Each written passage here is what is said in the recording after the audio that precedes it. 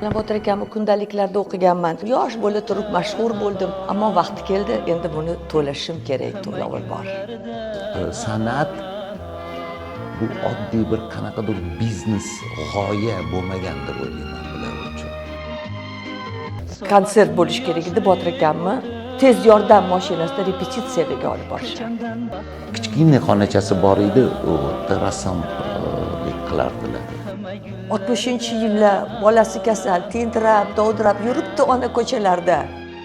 Baland ruhiyat bilan konsertlarda ishtirok etar va ijod zavqi bilan xastaligini ham unutar edi. Ularga haqiqiy o'sha san'at bo'lsin, o'sha odamlar oziq olsin bundan. Baxtingdan baxtim paydoran